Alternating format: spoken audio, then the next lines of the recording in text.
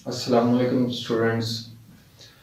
अब हम टॉक का पार्ट नंबर 2 इसका एक्सप्लेनेशन और इसका फॉर्मूला ड्राइव करेंगे। लॉन्ग क्वेश्चन के लिए इसकी डायग्राम बनाएंगे और फिर इसका फॉर्मूला जो है मैथमेटिकली और थ्योरेटिकली कंस्ट्रक्ट करेंगे। और जो हमने पैरामीटर्स देखे थे कि टॉर्क किन किन पैरामीटर्स के ऊपर डिपेंड करता है, अब वो वाले सारे पैरामीटर्स हम कंस्ट्रक्ट करेंगे और इसका फॉर्मूला फाइनली हम लोग कंस्ट्रक्ट करेंगे। और फिर एट द एंड हम लोग एनालॉजी देखेंगे बिटवीन फोर्स एंड टॉर्क। और एंड पे मैंने इसके इम्पोर्टेंट जो पॉइंट्स हैं एमसीक्यूज पॉइंट ऑफ व्यू से वो ऐड किए हुए हैं। और आप लोग जो लास्ट स्लाइड है उसका स्क्रीनशॉट ज़रूर ले लीजिएगा, क्योंकि उस पर कुछ पॉइंट्स लिखे हुए हैं, तो वो एमसीक्यूज वगैरह में और शॉर्ट क्वेश्चन में आप लोगों के काम आएंगे।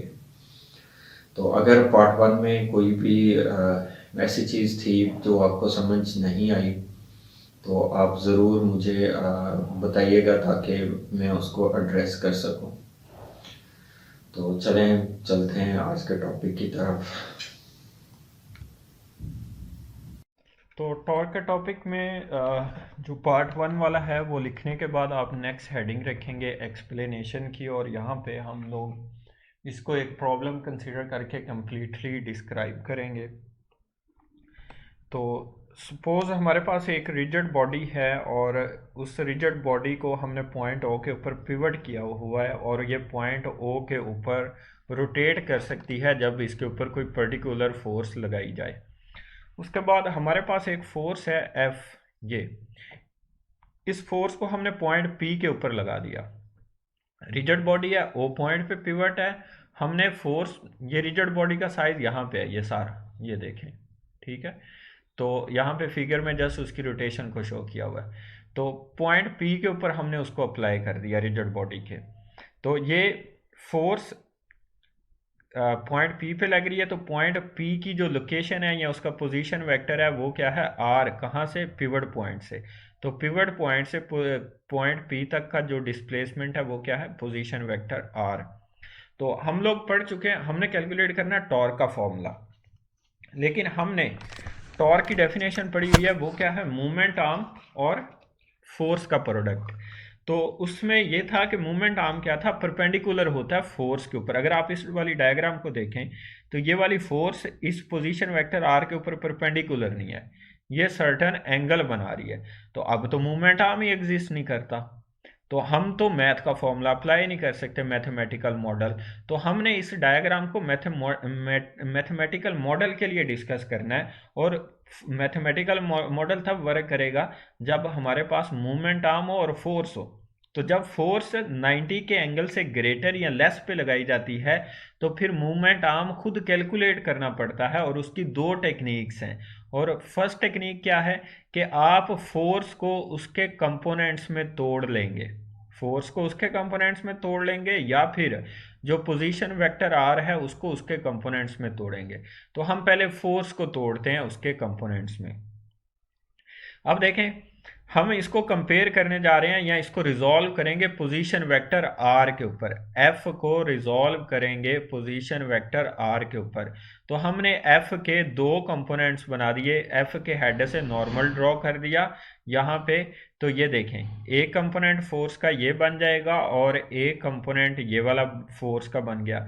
तो एफ का ये वाला कंपोनेंट पैरेलल है, कि इसको हम एफ एक्स बोल सकते हैं। और ये वाला कंपोनेंट फोर्स का क्या है, एफ वाई कंपोनेंट है, क्योंकि ये परपेंडिकुलर किसके ऊपर है, पोजीशन वेक्टर आर के ऊपर है। तो अब हमारे पास डायग्राम में देखें तो एफ एक्स वेस्ट हो रही है। एफ एक्स क्या हो रही है, वेस्ट हो रही है। क्यों?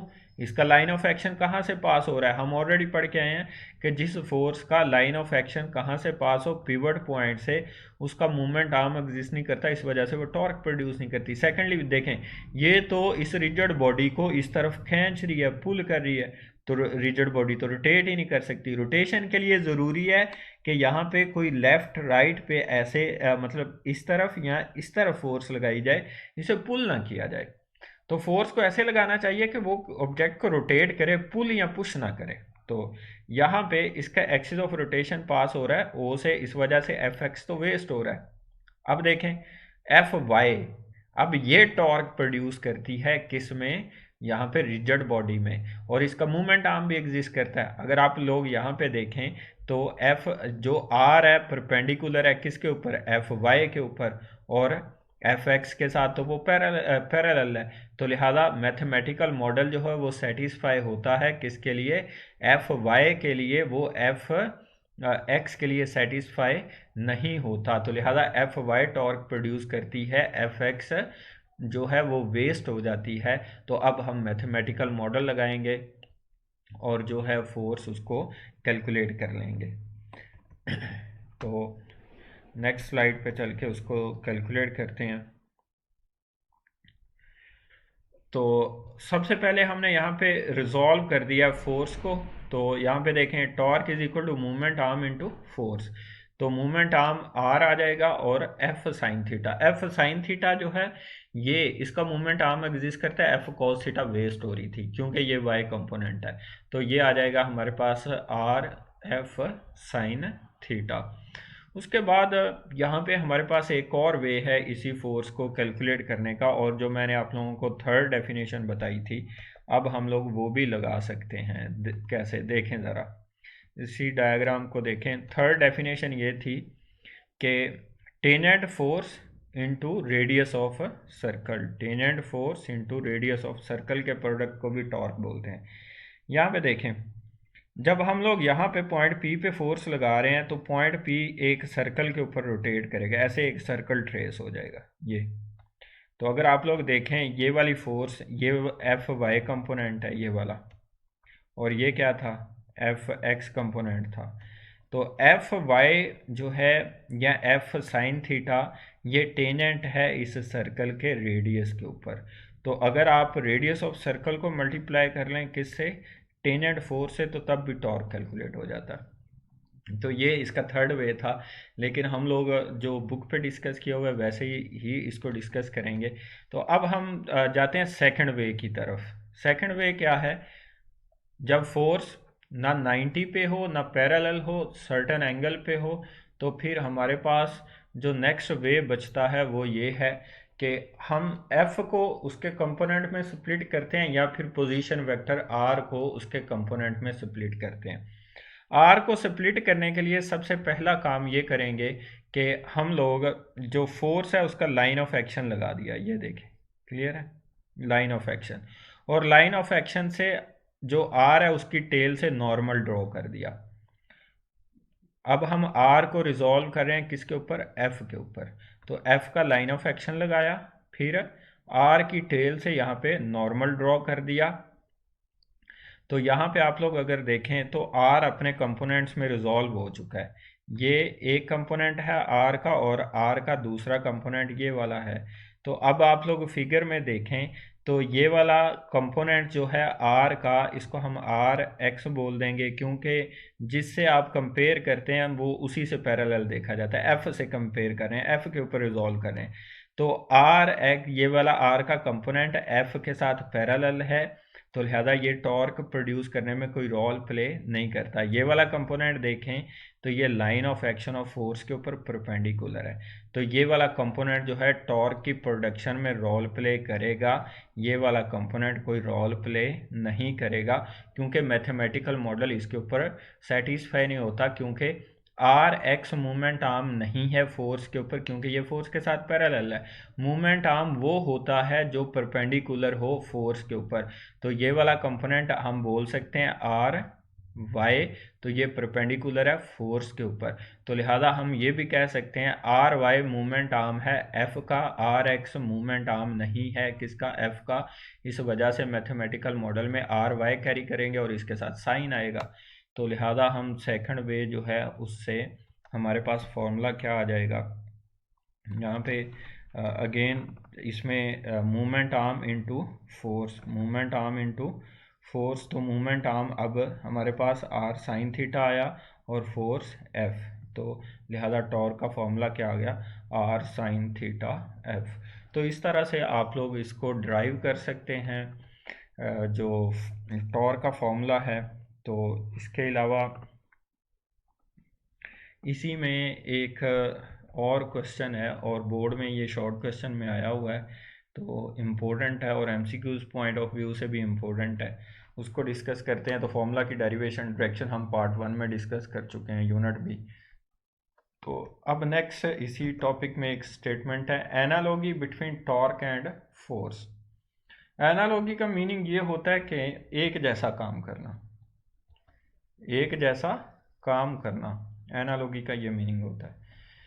तो देखते हैं टॉर्क और फोर्स एनालॉगी कैसे हैं एक दूसरे के, या ये वाले सेम काम कैसे करते हैं। आपने Newton second law of motion पढ़ा हुआ है और उसमें हमने पढ़ा हुआ है F is equal to M A, और वहां पे हमने पढ़ा था ए एक्सेलरेशन है। फोर्स और एक्सेलरेशन क्या होते हैं? Directly proportional. तो अब आप लोगों ने रोटेशनल मोशन पढ़ लिया, टॉर्क क्या है? रोटेशनल मोशन है। तो यहाँ पे जब कोई ऑब्जेक्ट ट्रांसलेटरी मोशन में मूव करता है या स्ट्रेट लाइन पे मूव करता है तो उसके पास जो एक्सेलरेशन होता है उसको बोलते हैं ट्रांसलेशनल एक्सेलरेशन। तो जो ए अभी तक आप लोग एक्सेलरेशन पढ़ते आ रहे हैं वो ट्रांसलेशनल एक्सेलरेशन पढ़ते आ रहे हैं, तो इसका सिंबल स्मॉल ए यूज करते आए हैं। इसके अलावा जब कोई ऑब्जेक्ट रोटेट करता है तो उसके एक्सेलरेशन को रोटेशनल एक्सेलरेशन बोलते हैं या एंगुलर एक्सेलरेशन बोलते हैं, तो उसका सिंबल होता है अल्फा। तो ये वाला फॉर्मूला आगे आएगा, फोर्थ या फिफ्थ चैप्टर में आएगा। तो लेकिन यहाँ पे इसको मैंने मैथ लिख दिया ताकि बुक पे थ्योरेटिकली है तो आप मैथ भी लिखें, ज़्यादा अच्छा है।